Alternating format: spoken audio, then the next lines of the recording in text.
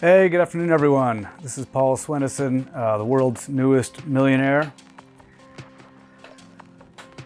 This kind of caught me by surprise. It's something I've been aiming at all my life in some ways, but it kind of hit me as a surprise when it actually happened. So I thought I'd start a YouTube channel and talk about how I got here, and more importantly, what do you do about it when you do arrive there? So I thought I'd start by talking about what and who millionaires actually are. So to start off with, what is a millionaire? A millionaire is someone whose net worth, and that means their assets minus their liabilities, is $1 million or more. And there's quite a few of them in the world. Millionaire doesn't mean what it used to mean. 39% of global millionaires actually live in the United States, which is maybe no surprise. But within the United States, right here in America, only about 8.8% of people are millionaires. So how do they become that way? How do millionaires become millionaires? First off, the average age for someone becoming a millionaire, for women it's 58 years, for men it's 59. And why is this? Why does this happen? Well, I think there's two kinds. There's the luck millionaire. You win the lottery, you get a huge inheritance. Maybe that's 10% of millionaires. And frankly, most of those are probably on their way to not becoming millionaires because they didn't form the right habits to stay that way. So the bigger class of millionaires, the one that I'm interested in talking about today, are those who are habitual millionaires. They're people who arrived at millionaire status by habits of life that got them to where they are. So last year, 2020, there were 1,730 new millionaires in America. And I'm 1,731st, right? This is interesting. According to Forbes, the average net wealth for Americans, again, this is assets minus liabilities, the average net worth is $749,000, which sounds like a lot. That's almost $1 million right there.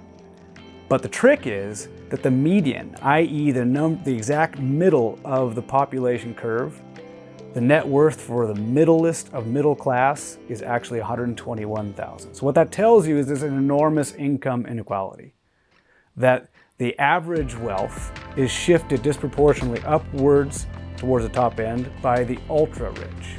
So part of my goals and motivation for doing this is to focus on making millionaires, not billionaires, to deal with income inequality in the best sense of the term, of dealing with and helping to create prosperity. So how do millionaires live? Well, they don't live as extravagantly as you might think.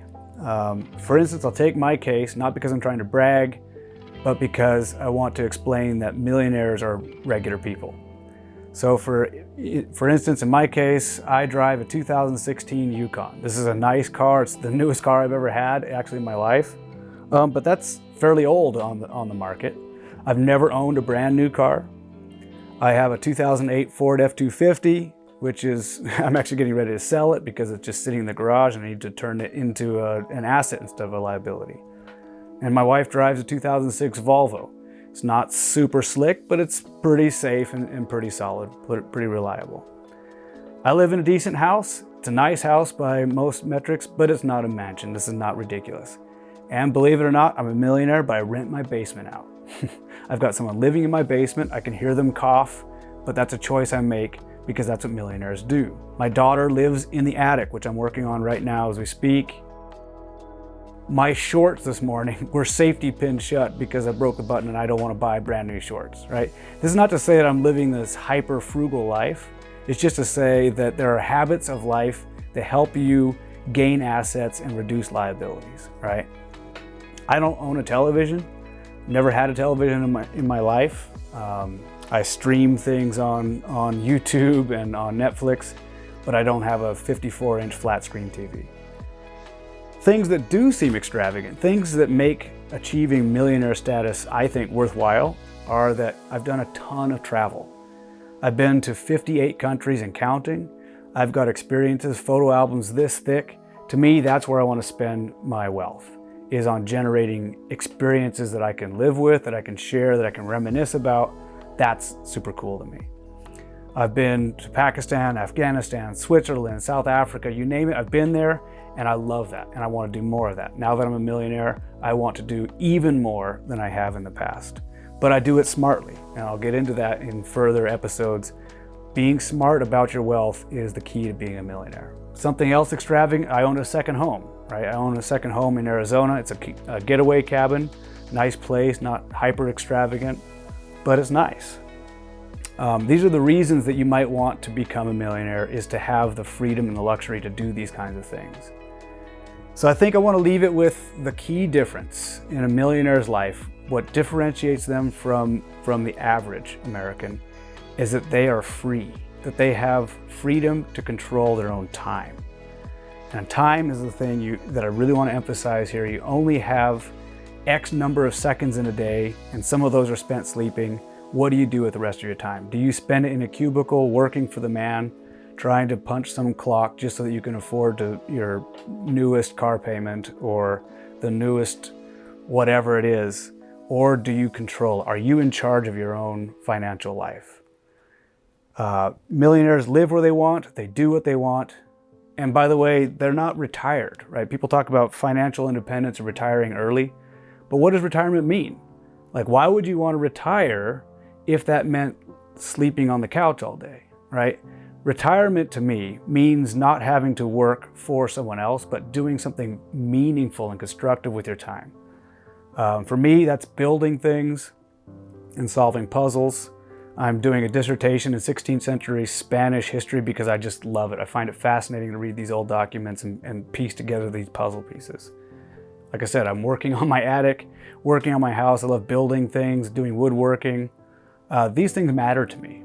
And I think that's the ultimate meaning of freedom, is to be able to do what you want with the most valuable asset you have, which is time.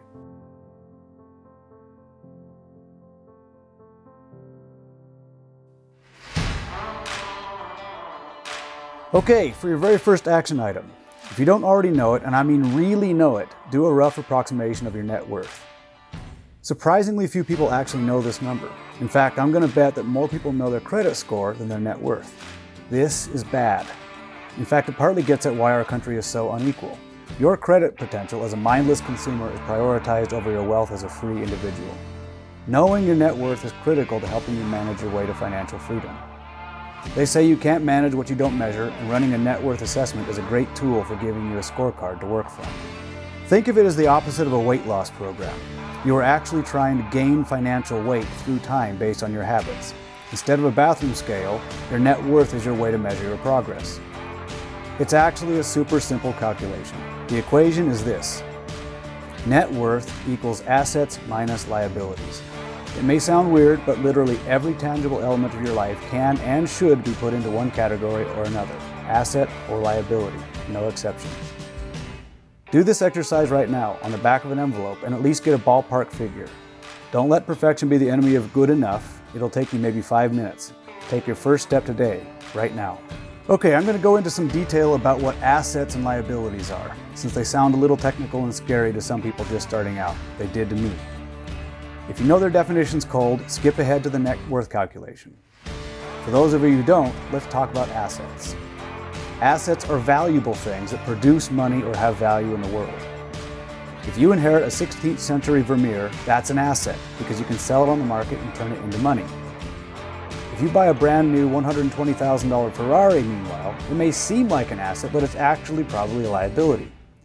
As you drive it off the lot, it has already lost much of its value, and you'd be lucky to sell it the next day for $90,000. Examples of assets could be a home, or at least your equity in it, but I'll explain that later, cash in the bank, stocks, art, land, your personal furniture, etc. Remember, I said tangible assets. Your most important assets, of course, are your time, your mind, and your human connections, but it's impossible to put a number on those, so we leave them out for now. Okay, now let's talk about liabilities. Liabilities are things that decrease in value, simple as that. Examples of a liability would be a student or home loan, a vehicle, they almost all lose market value over time, a credit card debt, and so forth. They are things that have lower value than you acquired them at, or that take more every month out of your bank account than they put in. Don't include things like groceries expenses, or gasoline, or internet. These are costs of living, and we'll go into those later. For now, just the big ticket debts in your life. And granted, this can be tricky. What if you have a home where the loan is for $200,000, but you realistically believe you could sell it on the open market for $220,000? Well, in that case, you have both an asset and a liability. Your asset is the home's current market value. The liability is the home loan. So $220,000 minus $200,000 leaves you in the green, or what they call equity, with $20,000 that goes into your net worth column. Okay, it's critical to get this straight because many seemingly rich people with very high incomes and a lot of fancy things actually have surprisingly low net worth. All right, think of a surgeon. She makes $400,000 a year, lives in a $1.8 million home, drives an $80,000 Land Rover. These might look like the trappings of success, but in fact, they may be shielding the fact that her net worth is quite low. She likely owes something like $1.7 million on her home, has student loans approaching $500,000 or more, and the Land Rover might be on an $800 a month car loan.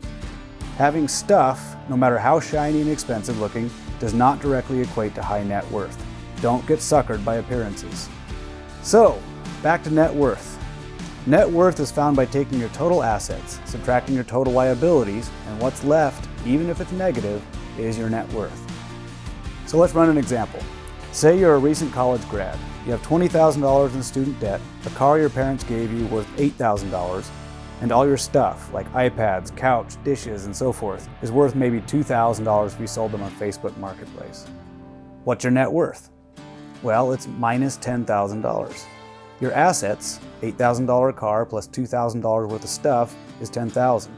Minus your liabilities, a $20,000 loan, leaves you $10,000 in the hole. But don't freak out. Almost everyone starts out this way, and frankly, starting this way gives you an advantage over quote-unquote luckier people who inherit a great deal more. Don't worry, net worth changes very rapidly once incremental habits are formed. So be sure to check out the next episode coming up. We'll be talking about cost of living. Thanks for your time.